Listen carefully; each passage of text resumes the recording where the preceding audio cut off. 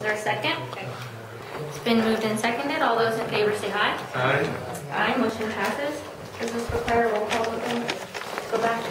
Okay. District 1? Yes. District 2? District 3, yes. We talked about limited personnel matters. We'll now take up our regular agenda and go to item number 10, Torrance County Fair Board appointments. This time I'll call for a motion in regards to the administrative tasks of the secretary. I move, Madam Chair, that we assign the manager's office to appoint someone to assist the Fair Board, and if the Fair Board wishes to, and it's just to assist, but if the Fair Board wishes to hire a secretary, the new Fair Board will make that decision, but they will work with the manager's office designee. Okay, thank you. And I will second that motion. All those in favor? Aye. Aye. Motion passes. Now to go to the actual appointments, will you make that in the form of a motion? I move, do you want me to also name the people? Yes, please. I move that we appoint the following people for the Torrance County Fair Board: David Massey, Bruce Warren, Johnny Perea, Jill Harrell, and Marcy Wallen, with Butch McKee as the alternate. We'll second that motion. All those in favor say aye. Aye. Aye. Motion passes. We thank everybody for applying for their service. We're honored to have so much interest. We look forward to working with you and supporting you and just working as a team respectively and collectively to better the fair for everyone in our county. So thank you everyone for your applications and for your time this evening. We're now going to move on to the next item on the agenda. I believe the first meeting is scheduled for tomorrow. Will everyone be available? Or do you guys need a month or? Oh, never mind. We don't have a notice. There's no more what? There's no more fair board. Right, you just appointed one, so there's been no public notice as to when the meetings will be. I think you all should That's a good point. You all should set the first meeting for them and have the manager's office publish it. Tell them to give them a week if you can, just so everybody can kind of work their schedules. That's a good point. So real quick, does Thursdays work for everybody? I mean, if it was to stay on Thursdays? Those of you that were appointed, please raise your hands if Thursdays continue to be a good evening. Okay, so we will continue that. We have Thursday the 1st, if that gives you a week. Did you meet November 1st? We have a meeting that morning. Then we could just have one publication, which would be helpful. We could announce both. Are they going to meet here? So if they meet.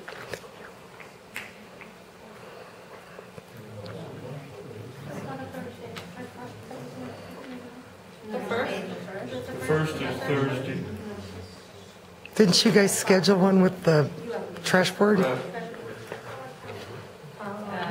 Don't you have the trash board at 5? You have the trash board at 5, right? Yeah, are we going to go to them, or are they going to come here? I thought we were going to go there. So I would say meet it here and then the Fair Board at 7? So 6:30? the commission's going to join the meeting with the fair board? I would say for the first, I'm willing to be here. That's fine. I'm I'm willing. willing to be here. Your meeting will now be held in here. They normally met at 7, correct? 6:30. 6:30. That would be fine, we should be. Let's just get through the first one, and then whatever changes, then we can. We'll get through it at 7 so that we give the trash board adequate time. We can have a break and then go into the next one. Do you So think that be okay, November 1st at 7 here? 7 will be trashed? Fine. Depends on what you put in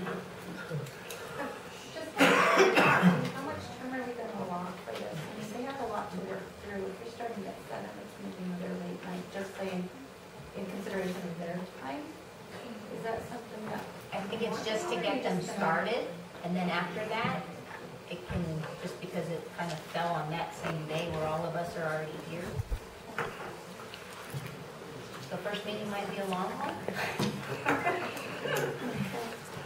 Are you guys okay with it, or are we asking too much? Because if we are, this is the time to say it. Is it okay at 7, or do we need to do it at earlier? Do we need to do it at 4? 7's good for me.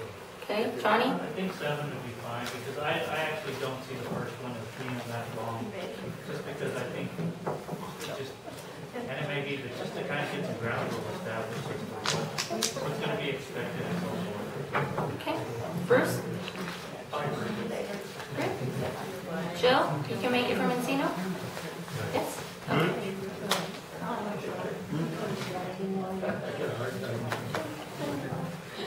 Seven it is. 7 it is. Moving on.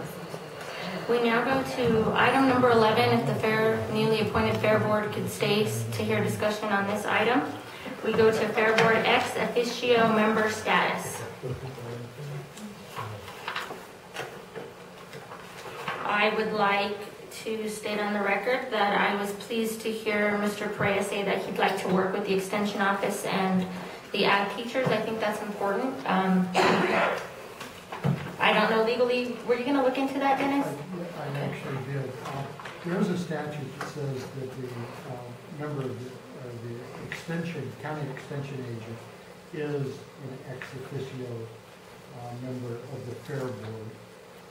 There's no such statute for the ag teachers, but of course you can name them that, and I think that's been the policy of the Fair Board in the past. Generally, ex officio members of boards are non-voting members. They're there in an advisory capacity. And I certainly think since you went to the trouble of making it an odd number of board members, that might be good to keep the board members down to 5 and then have the advisory people. That would be my suggestion. It's what you normally see, although sometimes in my research, some groups allow ex officio members the power to vote. And what I've also researched is the majority of the time, the ex officio members are there for the entity that the board is representing, as in an advisory capacity, and also as representatives. In this case, it would be representatives of the county. And so I know we talked about visiting with the extension office, and they are very much not wanting to have a voting, but to be serving only in an advisory capacity. How do you feel, Mr. Wynn? Yes. Okay, thank you. I have no problem with the advisory. I would just like the open communication and a positive relationship there, so. Commissioner Tapia? I'm fine with that, and I think with the new board, I think that's something that's been voiced with everybody, that they've wanted to put out that extension to them, so I think we're good. I don't think we're gonna have a problem. Okay. Thank you, Now, Dennis, for your research. We need to name Gene as automatically an ex officio, but who else did you say, Dennis, we needed to? I might need the prior board members. It seems like, is it the ag teachers? FFA. Schools? That's what I thought it was. In the past, Please come forward, Gene. Thank you for being here this evening. Congratulations on your hunt. Nice. In the past, it has been the Ag 4-H agent, as well as the home economist and the ag teachers within the county. So, and that's, in most counties, I believe that's what it's been done, so. Okay. So delineate those again for me, Gene. I'm sorry? Tell me who again? I know in the old fair books, I went back and looked at a lot of the old fair books, and it's always been, in other counties as well, it's been the Ag 4-H agents and the home economist, which would be myself and Karina, and then the ag teachers that are within that county. So one from each school district? All right. Well, I think in the case of Moerity, there's more than one teacher, so All of them would be, that's usually the way it's been done, in the capacity that Commissioner Freiberger was speaking about as an advisor.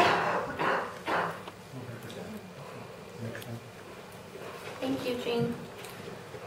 Okay, so do we need to make a motion at all, or Yeah. can you name them, Commissioner Tapia, Commissioner Freiberger?